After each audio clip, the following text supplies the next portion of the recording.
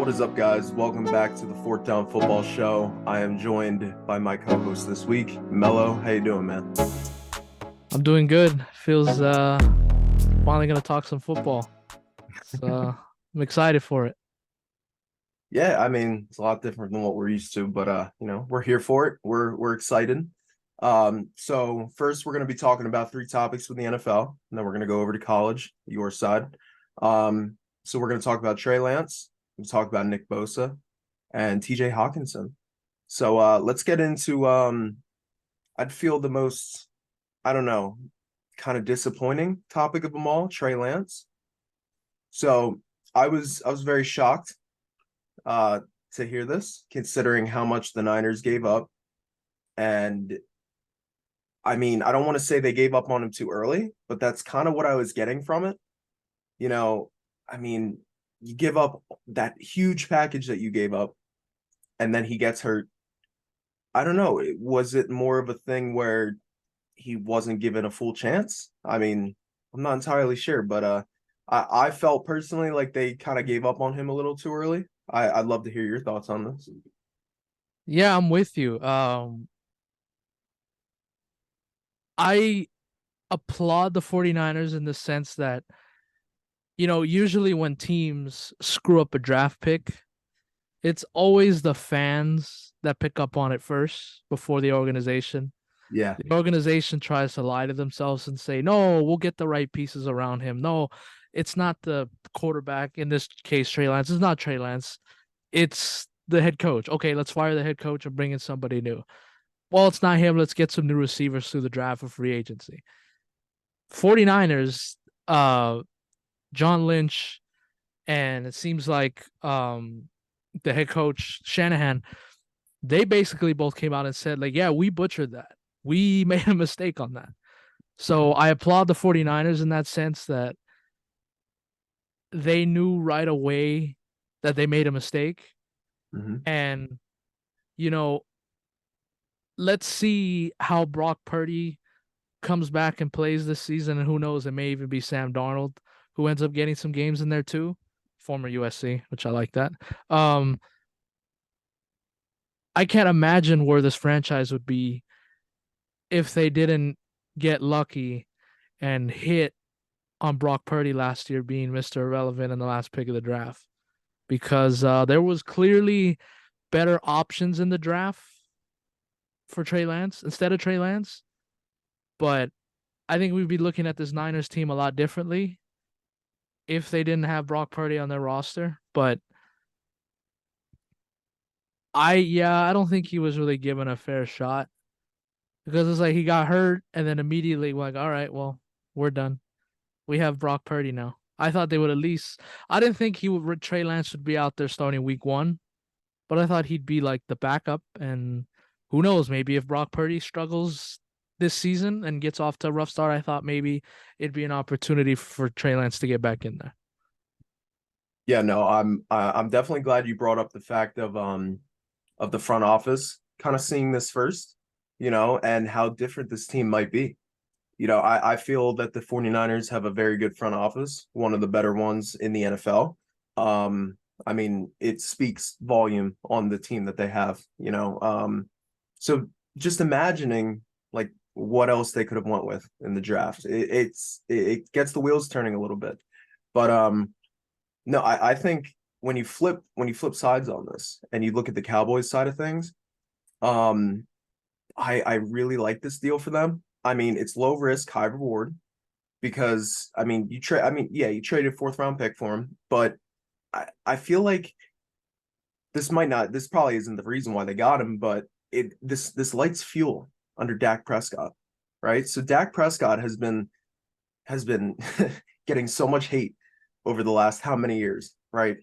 And I'm a Giants fan, so I was in on it. You know, I enjoy, poking a little fun towards Dallas side, but Matt's right there with you. exactly. That's the one thing him and I can agree on. But when it comes down to it, Dak Prescott really hasn't been that bad. When you look at the numbers and what he's done in his, I believe he's going into his seventh year, um, it's really like the hate is just not warranted. So, this lights the fuel under Dak Prescott, and this could just, I don't know, it could cause a breakout season from him, which would be huge. Um, but yeah, I mean, I think a fresh start for Trey Lance is what he needed, and um, I think it's going to be good for both sides. I mean, the Niners now finally have a one-way direction of what they want to do, and Trey Lance gets his fresh start, which I think was needed on both sides. Yeah, it's gonna be one of those things when you look back at the 2021 NFL draft that I have it right in front of me. The year that the Jets and the 49ers completely butchered two of the top three picks and went Trevor Lawrence one, which that was a no-brainer. And then the Jets took Zach Wilson, and then the 49ers did an uncharacteristic move and took a chance on Trey Lance and took him early. That might be, it's already a head scratcher, but as the years go by, it's going to be one of those things where it's like, oh, man, who did they draft again? They drafted them that high? Seems like we always get those every once a couple of years, but um, yeah, we'll see what happens with Dak and the Cowboys. I'm with you. I like the trade. It gives him that fire under his ass. Like, you better perform, otherwise, we got somebody who we're pretty high on, and we might just replace him, like what happened with you and Tony Romo. Could be one Yeah. of those situations all over again. But yeah, and you mentioned 7th season for Dak Prescott. That's crazy. I remember the night he got drafted. Oh yeah. It's always crazy when you're getting older and you look back on these drafts, man. I mean, that's what's gonna happen. Like you just said with Trey Lance. I think it's gonna be a little crazy looking back on that draft. But yeah, so moving on, since we're already talking about him, we might as well get it over with. Nick Bosa, one of the best defensive linemen in football, is currently going through a contract dispute with the 49ers. Um, my first thoughts on this was, I mean, how much money has this Niners team gave out already?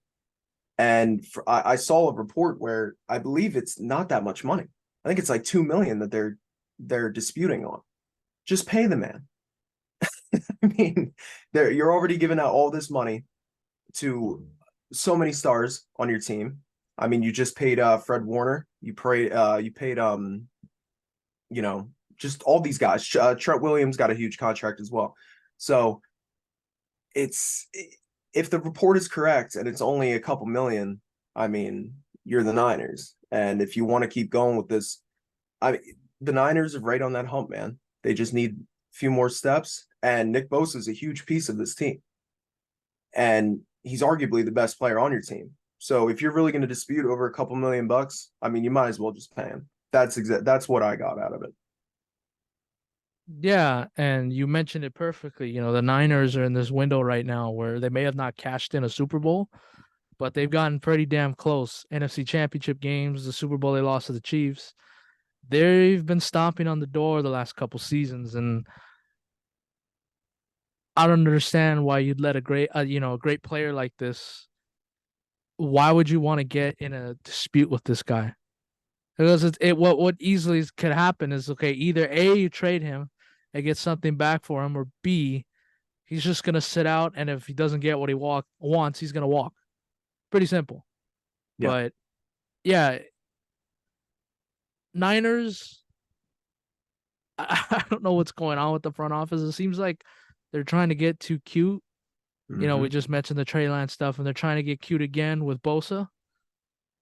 I understand, different guys need to get paid, but if there was a list of guys you need to lock down, Nick Bosa's on the top of that list. Yeah. So again, this is a staring contest is not something that I think you want to get into with a guy like this, Hmm. because you're gonna lose. You're gonna lose every time. To me, there's been scenarios where the front office wins and they get what they want, but most of the time, player gets what he wants in these staring contests. So either pay him, or he's gonna walk. He's gonna go somewhere else, Yeah. or he's just not gonna show up to practice. Exactly. I mean, you said it perfectly. And this is a guy who is a difference maker on any team he goes to. So whether he gets traded, whether he walks and signs with somebody else, or if he just does stay in San Francisco, whatever the cards may hold, um, he's going to be a top defender in this league for years to come. I mean, I don't I don't think I've seen somebody like this for quite some time. I mean, he gives you flashes of Aaron Donald in his prime, and the Niners already have one of the best defenses in football. Why not just keep that train going? Just keep it going. All you're missing is a few pieces. That's literally it. And you mentioned it earlier. They've been to a few NFC championship games. They've been to the Super Bowl. They haven't gotten to where they wanted completely, but they're just a few pieces away. And Nick Bosa is a huge piece that you cannot mess around with. You got to lock him up. And it's not like you guys are completely different on. I'd understand the situation a little bit more if you guys were on, two totally opposite sides of the contract, but you're not. That's the big thing that I don't understand. You guys are so close in money. Just sign him. I mean, like I said, this isn't a guy that you can just get cute with. You got to sign him. So Yeah, that's what I have on it. yeah, and the report is that they're only $4 million apart. There you go. I'm like, well, okay, then each side sacrifice 2 million, and there's your deal right there. Yeah. Simple as that. And I mean, the Niners are still going to be good with or without him, Mm-hmm. but why would you want to get? Why would you just like you said, keep everybody intact in an NFC where outside of maybe the Eagles, Cowboys, 49ers, probably forgetting a team or two that's going to piss somebody off. Vikings, I guess. I'll throw the Giants in there. Yeah. It's wide open. Yeah. It's not that good of a league. It's not that good of a conference this year. Mm-hmm. Unlike the other side in the NFC, in the AFC, where you have the Chiefs, you have the Jaguars, you have the Bengals, you have the Bills, the Jets, Dolphins. You got a lot of good teams. Chargers. Yeah. NFC, that's not the case. You can maybe name 3 or 4 teams that have a legitimate shot to win the Super Bowl, and that's it. Everybody else is kind of not that good, or they're just they can go either way. So if you're the Yep. 49ers, exactly, why would you screw around with that? Pay him. Yeah. Yep. Exactly. I mean, that's what it comes down to. Um, Building off of one of those teams you just mentioned, the Minnesota Vikings, they locked down their Ooh. tight end, TJ Hawkinson, to a four-year four-year contract that is worth 68.5 million. You are very familiar with this team, not in a good way. No. So I'm gonna let you take the hold on this. I have some thoughts, but I feel like your thoughts on this might be a little bit more important than mine. For years, we had to deal with Kyle Rudolph in our division, and then he retires, which congratulations to him, and he'll be honored later this year by the Vikings. And then, and then here comes just another replacement to piss me off, TJ Hawkinson. Dude's a monster. I already know he's gonna, be destroying defenses all around my division. Hopefully, mainly the Bears and not mine, and the Lions. But coming from Detroit, but good move by the Vikings, taking advantage again of a weaker NFC North where Aaron Rodgers is gone. The Packers are probably not winning the NFC this year. NFC North, so it's clear that now listen, Lion fans are probably going to want to argue with me and say no, we're the favorites now. Still the Vikings. Still the Vikings. They still are until somebody knocks them off. So this is Yeah. just another great move, and they're probably the favorites to win this division. Yeah, no, I agree with you. I still think it's Minnesota's to lose. Re-signing a guy like Hawkinson is huge for this offense. Kirk Cousins is still a very solid quarterback in this league. Mid. Giving him weapons to build off of, I think is only going to make this offense just a little bit better. They upgraded this offense in the draft. They have the best wide receiver in football in Justin Jefferson. They have some weapons on offense, which I applaud them. and they got to hope and pray that they can retain Justin Jefferson. But I feel like the big issue with this team and why they were exposed last year in the playoffs by my Giants was their defense, right? So their defense was nowhere to be found in that game. They let Daniel Jones run a circus on them, which that's saying a lot. I mean, look, I love Daniel Jones, but he is what he is. Um, and if you have a defense like that, I feel like you kind of got to look at that. So I love the move in Hawkinson, but I feel like now for you to actually like be taken seriously in the NFC this year, you need to focus on that defense, which I hope that's what they do next because this team is exciting. I'd love to see Justin Jefferson in the playoffs, so just build off of that. But Hawkinson was a good move. I like that. Now moving on. We're gonna get to your side of things here. Talk a little college football. I'll let you take over on this since you have a whole lot more knowledge in that than I do. So take it away. Yeah, just a couple things on college football. First, I'll just open up with the obvious. USC crushes Nevada 66, I think, or 62-14. Um, you know, not much to say about that. It was a good win. People, Caleb Williams continues to show why he's favored to win the Heisman. Now, we'll get to another topic a little bit later of, another guy who's probably going to be in the running with him. Um,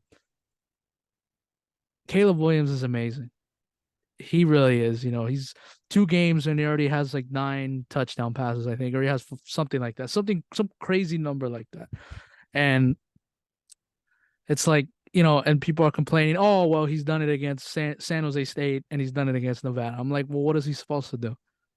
I'd be more concerned if he was stinking up the joint against those 2 teams. Hey, I'm No, in the same boat with you with Sam Hartman, man.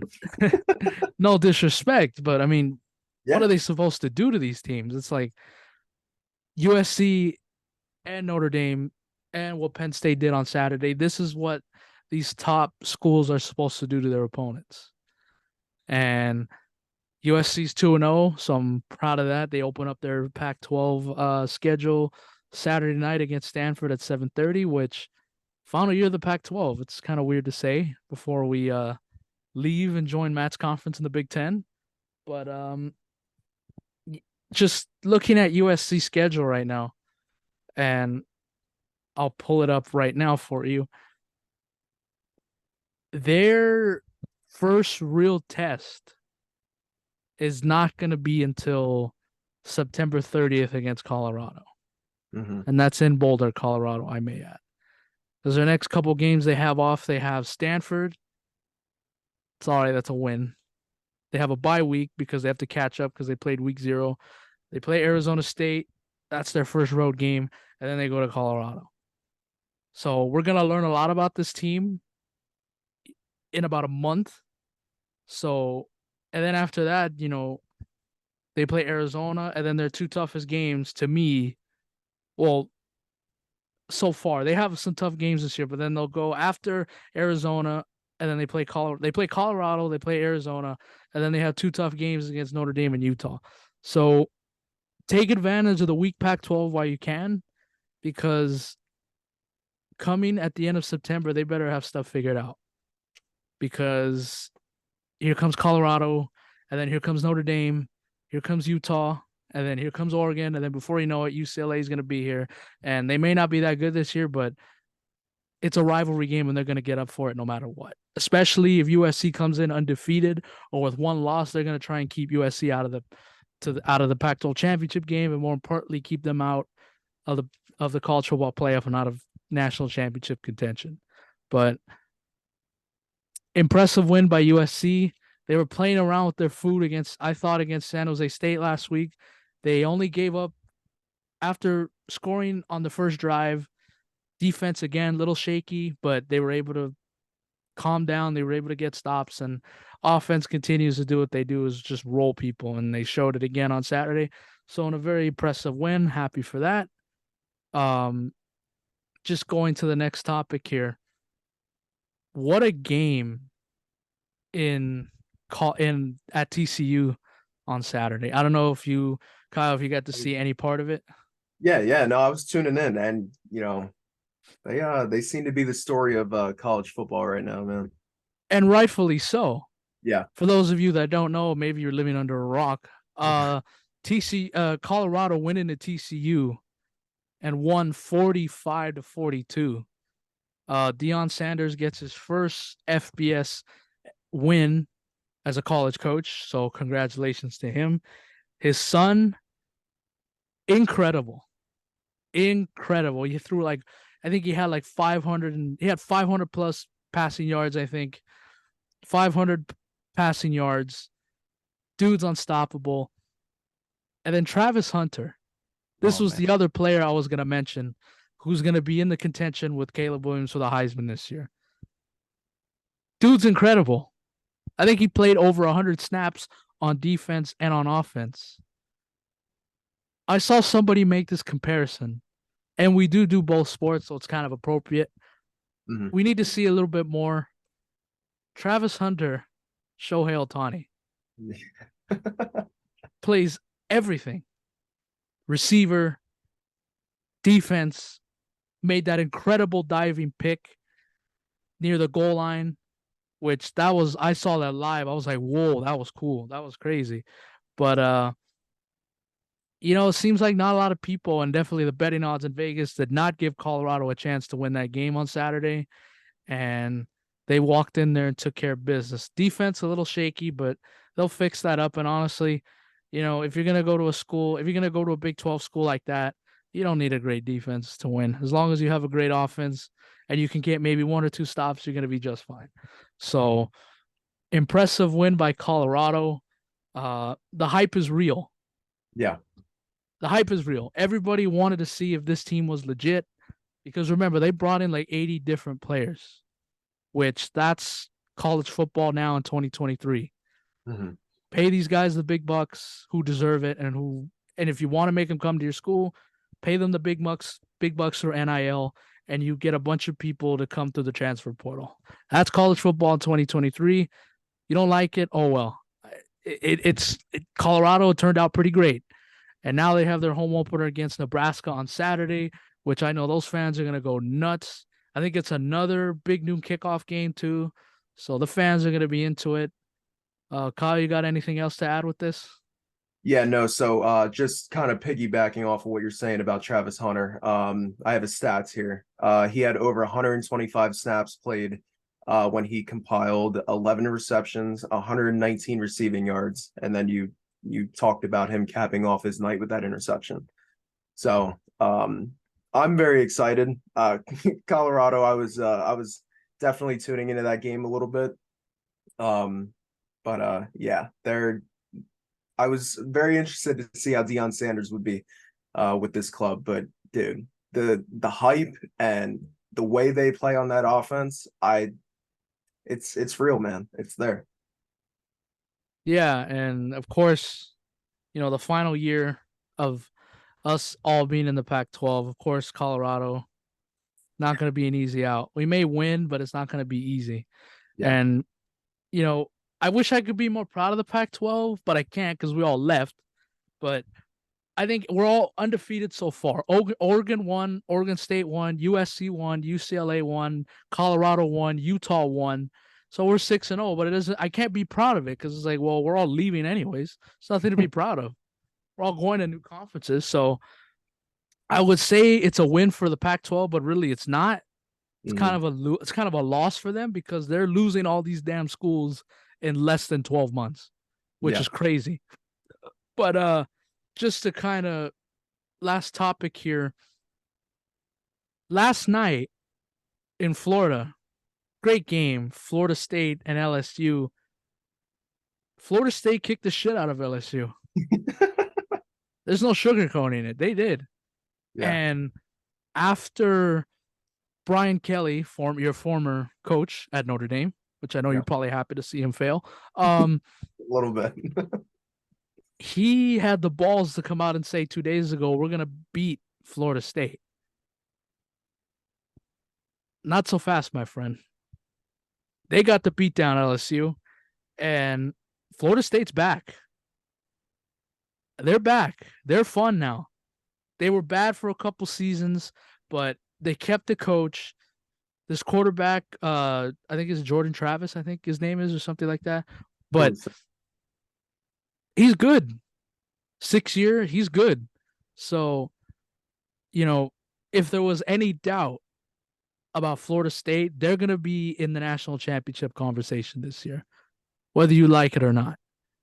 And I would like to say, as a USC fan, thank you to Florida State, because USC is ranked 6, Florida State is ranked 5.